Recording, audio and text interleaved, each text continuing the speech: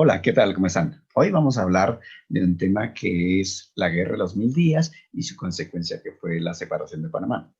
Iniciemos entonces contando cómo la Guerra de los Mil Días es como la cúspide de una serie de guerras en el siglo XIX entre los liberales y los conservadores. ¿Sí?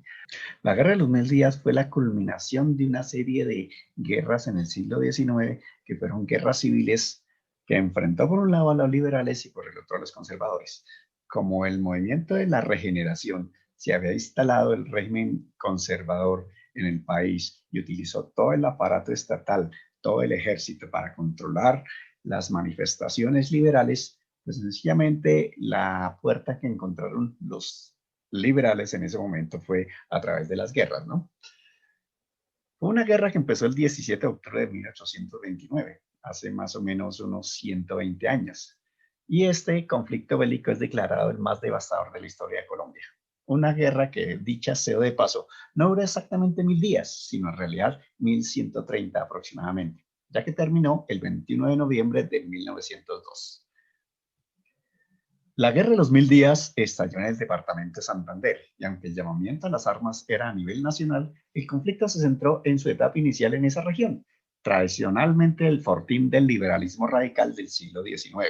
Después se regaría como pólvora por el resto del país. Pero ¿por qué estalla la Guerra de los Mil Días? La facción belicista del Partido Liberal se declaró en rebelión contra el gobierno conservador a la cabeza de Manuel Antonio San Clemente y su vicepresidente José Manuel Marroquín. Sus razones venían de antes y se enmarcaban en la Guerra Civil de 1895 y en el fraude electoral de las elecciones de 1897, que dejaron a los liberales fuera de cualquier participación política. Era claro que se veía un momento en el que el gobierno de la regeneración, es decir, los conservadores, buscaban el cierre de espacios de participación al partido contrario, o sea, los liberales, y en todos los ámbitos de la sociedad. A esto también contribuía la Iglesia Católica, ama y señora de la espiritualidad nacional. La política no oficial, pero sí aplicada, era el exterminio o el exilio del liberalismo y sus representantes. Ante estas razones, este sector del liberalismo veía muy probable ganar una contienda que permitiera, entre otras cosas, la aplicación de las necesarias reformas económicas y sociales que necesitaba el país. A estos hechos se sumaba una economía en crisis gracias a la baja de los precios del café a nivel mundial, que se tradujo en cargas impositivas al interior del país y que contribuyeron al descontento que dio como resultado el estallido de la guerra. ¿Y cómo se desarrolló? Se pensaba lograr una victoria rápida. Los contendientes estaban formados por tropas irregulares del liberalismo contra un ejército conservador organizado, aunque con poca experiencia, que reventaban al gobierno de la regeneración. Sin embargo, los liberales entraron en pérdida con derrotas importantes como la batalla de Bucaramanga o la pérdida de una arteria fluvial de vital importancia para el país como lo es el río Magdalena. Sin embargo, los liberales ganaron en la llamada Batalla de Peralonso, en la que actualmente es el departamento de Norte de Santander. Sin embargo, un error táctico al no perseguir a los conservadores en lo que habría sido entonces la derrota definitiva de las tropas del gobierno conservador. Sin embargo, la batalla más importante se dio en Palo Negro, cerca del aeropuerto de Bucaramanga hoy en día, donde ambos ejércitos se enfrentaron entre el 11 y el 26 de mayo de 1900. 15 días de guerra ininterrumpida, sin tregua, ni cese al fuego que dejó las escenas bélicas más dantescas de la contienda y la derrota liberal en ese campo de batalla. 4.300 bajas entre muertos y heridos de ambos bandos. A partir de ahí, el curso de la guerra cambió irremediablemente. Las acciones se extendieron a buena parte del país a partir de una guerra de guerrillas liberales y conservadoras con incursiones cortas pero importantes y que se prolongaron por 2 años más en un desangre permanente del país y la agudización de la crisis económica.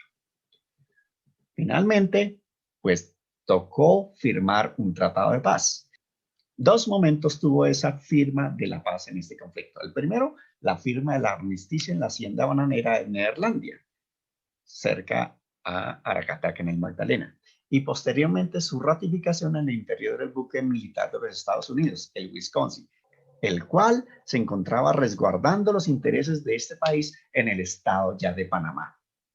En ese momento, Los panameños empezaron a sentir simpatía por las fuerzas norteamericanas a las cuales se acudió para separarse.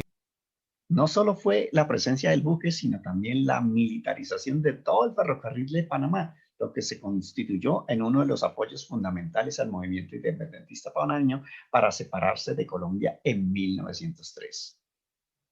Más de 3 años de conflicto bélico dejaron una economía completamente devastada, una moneda desvalorizada, la infraestructura del país en cenizas. Algunos autores hablan de entre 80 y 100 mil muertos. Sin embargo, hay otros que son menos fatalistas y consideran que fueron 11.000 nada más. Odios profundos entre sus habitantes que, si bien durante los 30 años no se expresaron en forma de una guerra civil, sí estallaría a partir de los años 30 con el fin de la hegemonía conservadora. Y para rematar, la pérdida del Estado de Panamá en 1903 con la colaboración de los Estados Unidos, aquel que había sido el garante de paz en el buque Wisconsin.